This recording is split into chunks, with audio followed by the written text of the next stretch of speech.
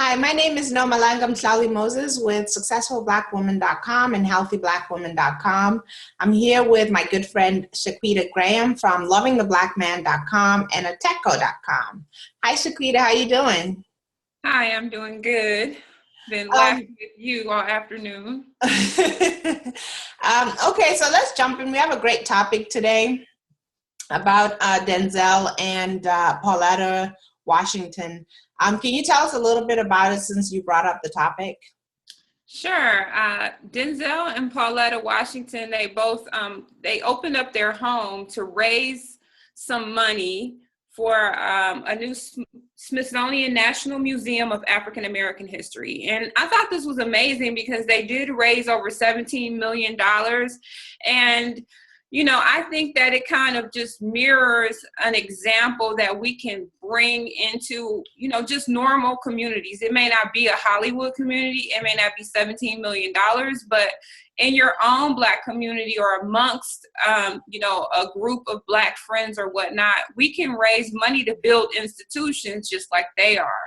Right. I'm just looking at the article here, and it's saying that among the party's notable guests was Samuel Jackson, Magic Johnson, and it looks like also Shonda Rhimes will have a gallery in her name at the museum.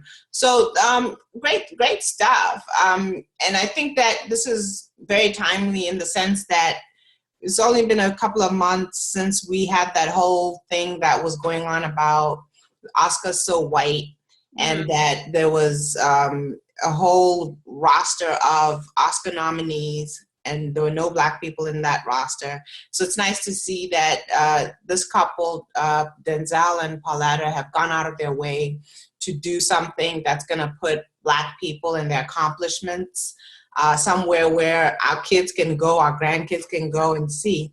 And that's why I mentioned Shonda Rhimes, because she's doing a lot of good work in her arena. And I think it's nice that she's going to be recognized for it, and she will be recognized for a long time by being put in a museum. Well, the thing that I really like about it is if we're going to have an African American museum, I think that African Americans should be the people who organize it and put it together. Unlike so much of our media that's out there, there's other people in control and bringing the money together. And I think that it's just important for Black people to take whatever power they have and try to use it so that we can create institutions and all kinds of knowledge bases and ways to respect our intellectual property, all of those things. It's kind of like, there's a quote by Marcus Garvey. He said, "Where is the Black man's government? Where is his king and his kingdom? Where is his president, his country, his ambassador?" So on and so forth. He said, "I could not find them, and then I declared that I will help make them." And I think as Black people, that's what we should be dedicated to doing. Working together to help make the Black man's everything we need, whatever it is. So I really think this is great. It's going to be a 5-story museum. It'll have 5 levels above ground and 4 more levels below ground.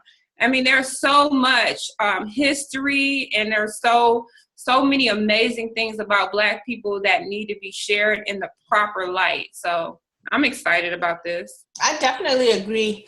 One of the points that I brought up as we were discussing this topic, I guess our pre-discussion was, Denzel Washington and Pauletta Washington are a famous couple. They're in Hollywood. They have lots of money.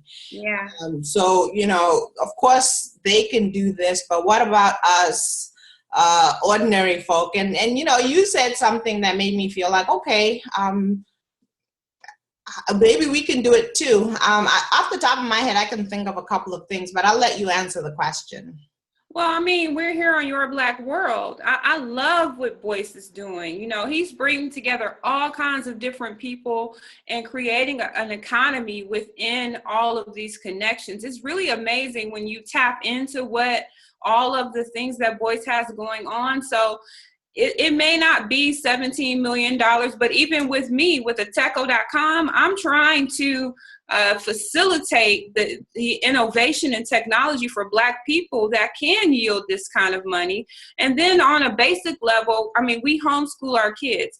Get 5 or 10 parents together or families together in your community, create a co-op with your community center so that you all can homeschool your kids together. You know, simple things, hair salons, and I'm in Atlanta looking for a Black hair, you know, a Black place where I can get my nails and feet done and all of that. So, you know, our communities need to have businesses as well as living spaces, and we need to invest in developing our own communities with everything that we need. Right. I was actually going to bring up the homeschool example as well and say that, you know, it comes from parents who are dissatisfied with the public school system and what it's doing to their kids or what it's not doing for their kids. And you basically take your kid out and you get together with parents who've taken their kids out, and you form a co-op. And sometimes it doesn't even have to start out being a community effort, but it can expand to that. You know, you can have a mom who loves math and she becomes the math teacher for everybody. The mom who has a lot of knowledge about history become the history buff, and so on and so on. You play sports together. You do a lot of things that will enrich the children's lives. But above and beyond that, I think that it's important to instill in children from a young age a sense of identity about who they are and where they come from. And then the second thing is to instill community service in them. I remember, you know, I was a little disappointed the 2 times that I tried to get my kids into community service. We chose the wrong things, let me put it that way. One of them was I wanted me and my daughter to go and hold babies. Apparently there's a lot of orphan babies. I did that before. Right, but there was a lot of red tape. So we didn't get to end up doing it. And then another one that I thought of was, this was when I was still working as a college professor. I wanted to work with domestic violence shelters. And again, a lot of red tape. They say that you can't just know where it is because, of course, if too many people know where the shelter is, then it means that the abusers can also know, and so forth. So a lot of red tape, but I'm bringing that up to say there's a lot of opportunities, and if you don't let the red tape get in your way, there's also other opportunities for you to get right in your community, raise funds, especially if you have lots of kids who are excited and want to go out and meet each other and go in their community and encourage each other to raise funds. You can do a lot of things. So that does answer my question of, well, you know, I don't have the Hollywood money, fame and all that. So maybe it won't be 17 million, but it'll be something that has an impact that makes a difference. Yeah, and I think what you said about like with school, a lot of times we go into other communities and we expect them to be able to meet our needs. And then when it's not met, then we default back to, okay, well, I guess I can try to do something on my own. When that needs to be the primary position that we take. Look, I don't want to go to any other community to get anything. I don't care what it is. I mean, recently we talked about the article about the home prices in Black communities in Atlanta, how they're faltering. And many times, even Boyce said, you know, we try to solve our problems the way that white people solve their problems, or we try to do things the way another culture does them, instead of us coming together and determining how we should solve our own problems. And that's just what I love about this. You know, again, it's Hollywood. It's people that, you know, we feel like we can't touch or we can't be like, but the example is the same, whoever you are and however much money you're dealing with. So I think it's a great example and a great start.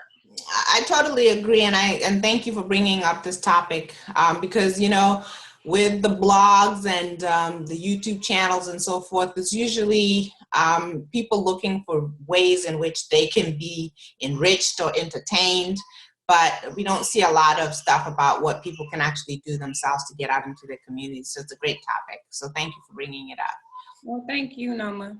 Yeah, I just want to thank our readers and remind you, my name is Nomalanga Mhlauli-Moses. This is my good friend Shaquita Graham with lovingtheblackman.com, and we'll see you next time. Thank you, Shaquita, and thank you, everybody. Thank you for watching.